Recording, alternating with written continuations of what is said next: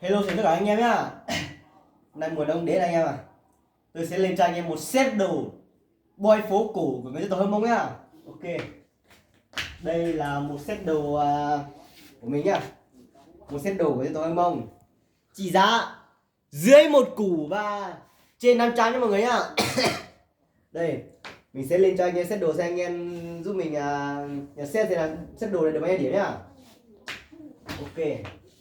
Ở đây là chiếc của ông rộng nhá.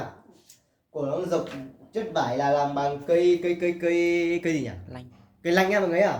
Đấy à. Chất liệu bằng cây lanh à, mà không phải đơn giản đâu mọi người ạ. Quần này thì một cái quần này có trị giá là 300 nhá. Đây.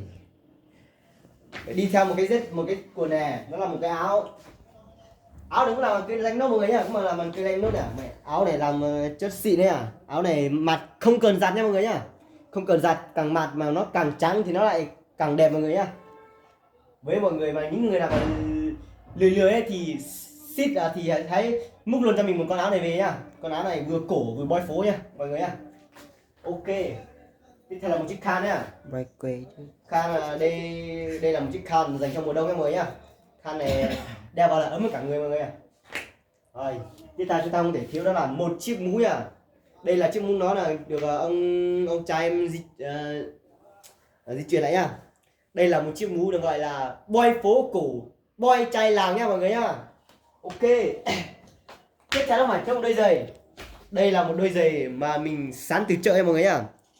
Một đôi giày giày gì nhỉ? Được gọi là giày bồ đội. Mà giày này mình múc là 120k chợ nha mọi người nhá.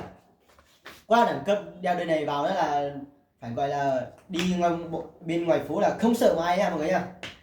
Ok, bây giờ mình sẽ lên set đồ này cho mọi người xem, mọi người đánh giá của mình nhá. Trước tiên chúng ta muốn mặc cái quần chúng ta phải có cái dây nha mọi người ạ. Để mình tìm cái dây.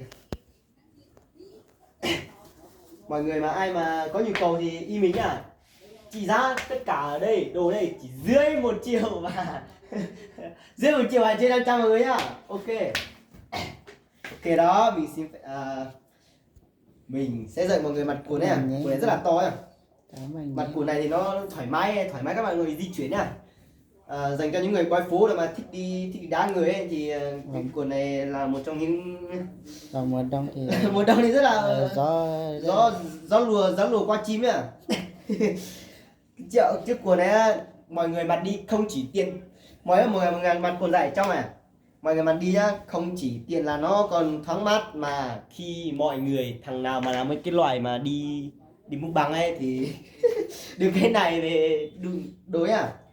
Ok, các bạn mọi người lúc đầu mọi người mặc quần mà phải là đưa hết lên đây, xong mọi người đưa một tay vào đây đó, như này. Ok chưa, thoải mái chưa, mình gất vào.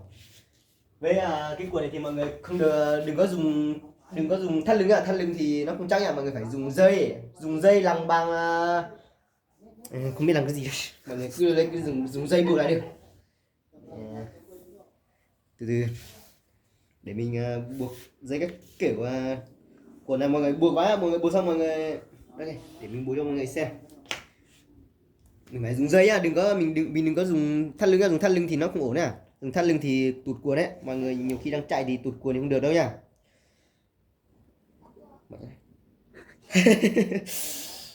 Ok mọi người, xong là khi mọi người đeo vào hết này, mọi người sắn cái quần xuống đó cho mình cái này. Mọi người đừng có tự ti là cái này nó lên nhá, không sao. Đấy, mặc thế này trông nó đẳng cấp luôn mọi người ạ. Ok, sau đó mình sẽ lấy chiếc áo này. Chiếc áo này được tự làm nhá, tự làm trong nhà. Chiếc áo này có trị giá là trên 300.000 nha mọi người nhá. Mọi người nếu mà ai cần một set đồ như này thì có thể inbox cho mình nha. Inbox là mình có thể tư vấn cho và còn có ưu đãi cho người nha. Ok, đây chiếc áo của mình nhá. Áo khi mặc lên thì toát ra vẻ gì?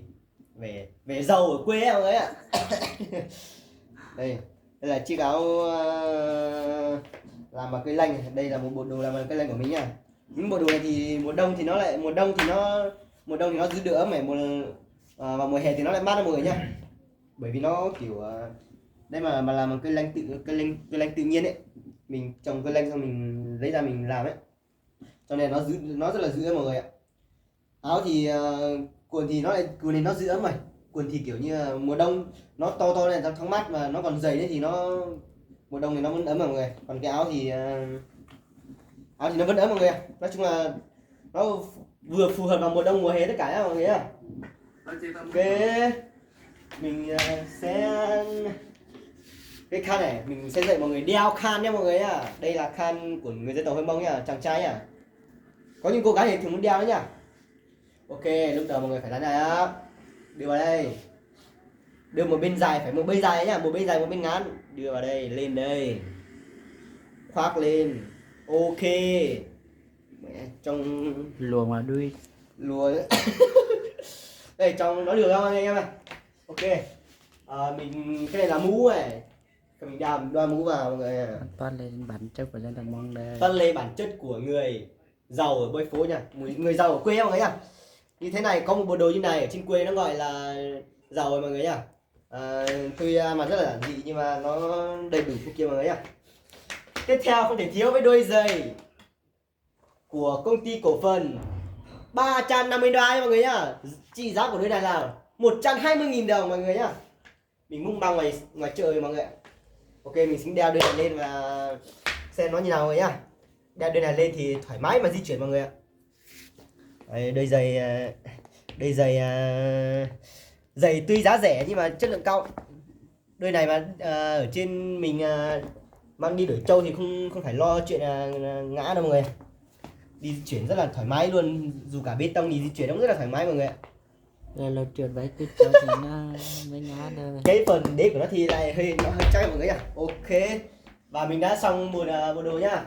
Còn ở dưới người Mông mình á, nếu mà mặt như này ấy, chưa đủ chất mọi người nhá, chưa đủ chất.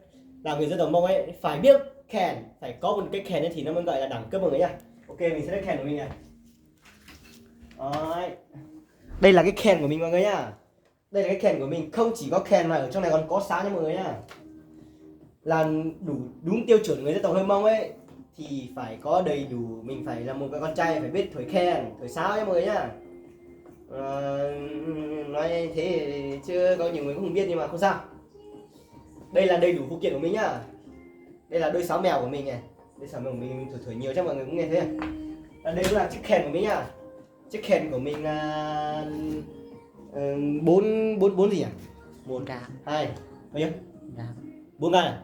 4 gan nhá mọi người ạ, 4 gan nhá. 5 gan là tính cả từ cái này nhá. Đây chiếc kèn của mình. Mỗi lúc mà mọi người đi tán gái ở trên quê ấy, thì có thể sẵn cho mình như này là ok mọi người nhá. Còn đây Đầy đủ tất cả phụ kiện như này là đi là gái là không phải bàn được ấy như kiến bầu nhá. Ok, xin chào mọi người. Sau đây mình sẽ lên hình mọi người giúp mình nhớ xem nha. Ok, chào mọi người.